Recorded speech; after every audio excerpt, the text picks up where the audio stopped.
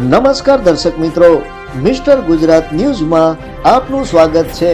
રાજકોટ જિલ્લાના ધોરાજીના ખોડલધામ પરિવાર આયોજિત મહારક્તદાન કેમ્પ યોજાયો હતો।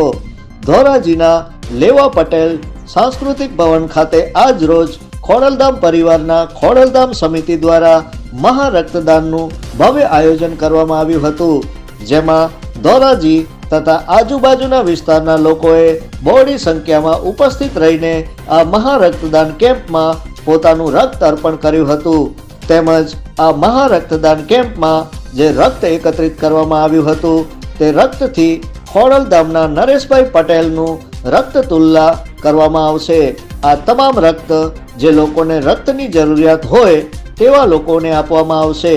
આ ખોડલધામ પરિવાર સમાજના મોભીઓ, આગેવાનો, કાર્યકર્તાઓ, રાજકીય આગેવાનો બહોળી સંખ્યામાં ઉપસ્થિત રહ્યા હતા।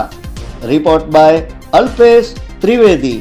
જોતા રહો મિસ્ટર ગુજરાત ન્યૂઝ, સત્યતાની સાથે સ્પષ્ટ વાત। ધન્યવાદ। ધોરાજી ખોડલધામ સમિતિ દ્વારા આજે મહારક્તદાન કેમ્પ અને ખોડલધામના પ્રણેતા નરેશભાઈ પટેલની રક્તતુલાનો કાર્યક્રમ રાખવામાં આવ્યો છે। ખોડલધામ સમિતિની તમામ પાંખો દ્વારા છેલ્લા થોડા સમયથી જહેમત ઉઠાવવામાં આવી છે કે આખા સૌરાષ્ટ્રની અંદર જેમને જરૂરિયાત છે એમને રક્ત, લોહીનો પુરવઠો મળી રહે એટલા માટે રક્તદાન કેમ્પનું આયોજન થાય છે।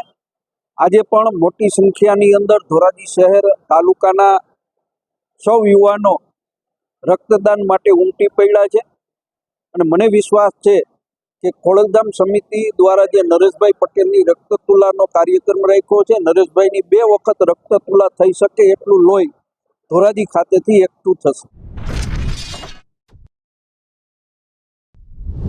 આજરોજ ધોરાજી ખોડલધામ પરિવાર આયોજિત હર હંમેશ ખોડલધામ સેવા માટે કાર્યરત હોય છે, ત્યારે સમાજ સેવા માટે અને કોઈને લોહી ન ઘટે અને હજારો લોકોની જિંદગી બચાવવા માટે ધોરાજી ખોડલધામ આવી રક્તદાન કેમ્પ આજરોજ કરેલ છે। સમાજના આગેવાનો, રાજકીય આગેવાનો અને રક્તદાતાઓએ જે અહીંયા આવી હાજરી પુરાવી અને ખૂબ રક્ત આપે છે, એ બધાનો દિલથી આભાર માનું છું।